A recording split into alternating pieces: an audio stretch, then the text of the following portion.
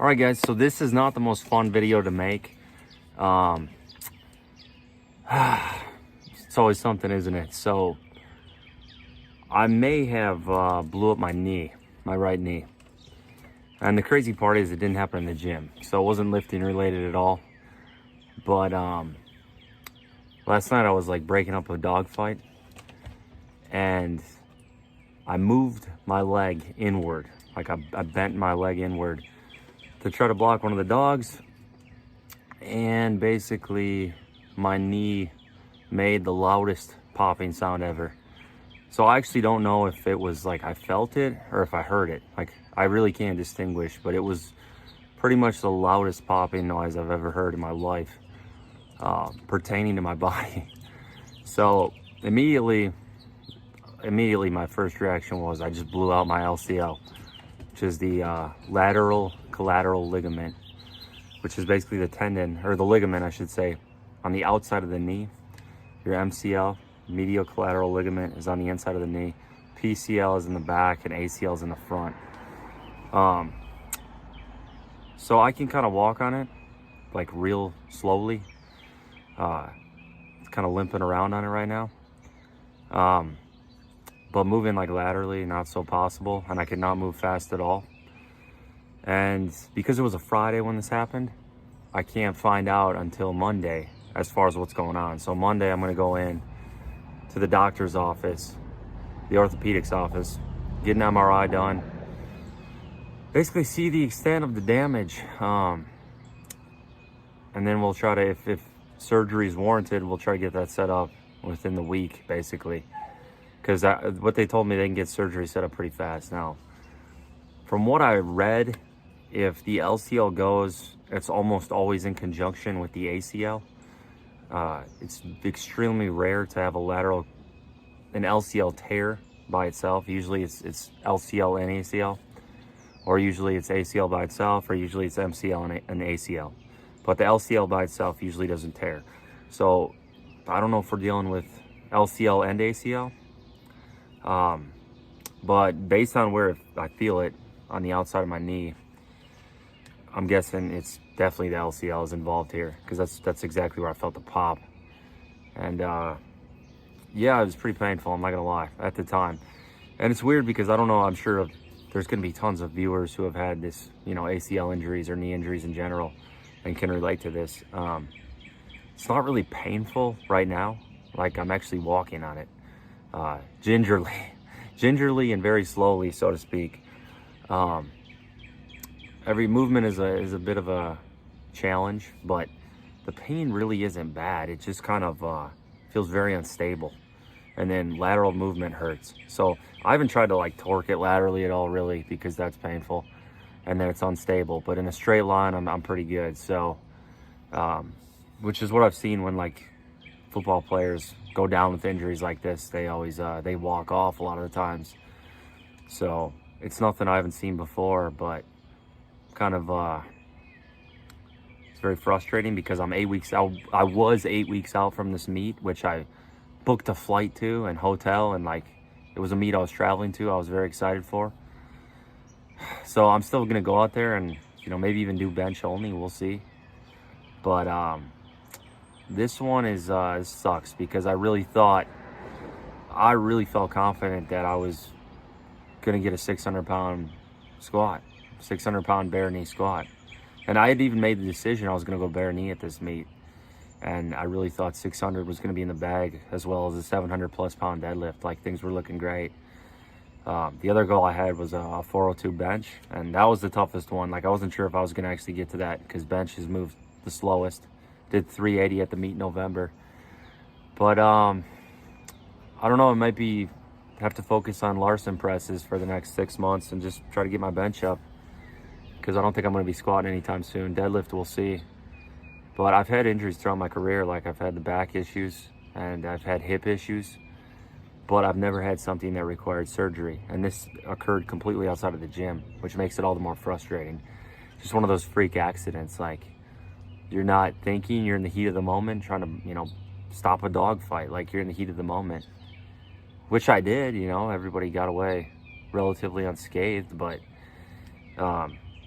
I just wasn't thinking, and you jump in, your adrenaline's going, you don't think about anything. And I moved my leg in a bad position, and I immediately felt that pop. So I would have a little more hope as far as it not being that severe and not needing surgery if it wasn't for that pop. But that pop was indistinguishable. It's unlike anything I've ever felt in my life. So I've had, like, you'll get the pec strain right here. People say they tear their pec, but it's right here at that attachment site, the coracobrachialis, where the delt attaches to the pec. This is the most common bench injury you're gonna see. Oftentimes when that happens, it's when you're bringing the bar down on bench and you feel a little bit of a pop. But this pop compared to something like that was like a whole different level. It felt like a pop in the actual like joint, whereas every other injury I've had felt like a muscular pop.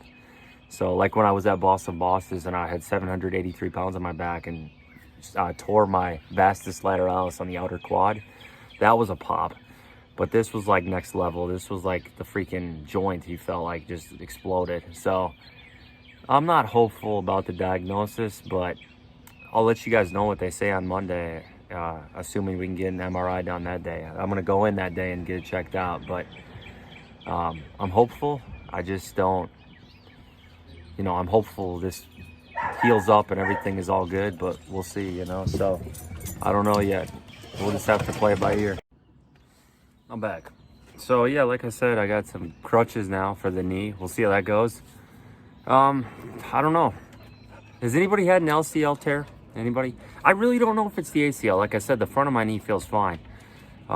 It's just very unstable with lateral motion. And then like when I walk laterally, I can feel it's unstable. So that's the biggest thing right now. And I've never had an injury that required surgery at all in lifting, like I said. So this is the first surgery I've had, and nothing lifting related is the crazy part. But it's going to be tough coming back from I've had a lot of, chronic back pain now. My hip is jacked on the right side because of the impingement. And now I'm going to have to come back from this knee thing. So all my freaking injuries are on the right side. So that's fun too. That makes it a lot tougher to keep things like symmetrical and balanced, because literally every single injury I've had is the right side of my body. This one's not even lifting related. Right knee, right hip, right L4, L5 disc. And then when I tore my vastus lateralis, it was on the right side. So the wear and tear of all this definitely catches up to you after a certain point, because I've been lifting for 16 years.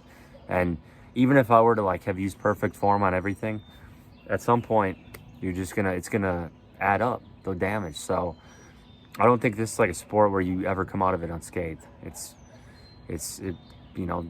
hard on the body, even with as perfect form as possible. It's the amount of mileage. So if you've got a car with 200,000 miles, it's not going to operate as well as a car with 10,000 miles, and that's part of the deal. But at the same time, I'm thankful it's not like a quad thing, because a quad tendon tear would be way worse. I wouldn't be limping around even.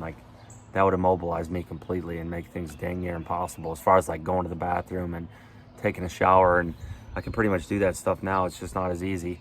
So it could be worse. And I know a lot of lifters have surgery. A lot of lifters have things go wrong. But it's funny though, even with my own clients, the injuries I see are all outside of the gym. So it's not even stuff that happens from training. It's freak injuries outside of the gym. And what I think I'll do, I'll probably just focus on health for a while and then focus on my bench. And then when I get back at it, start deadlifting, try to get deadlift up again.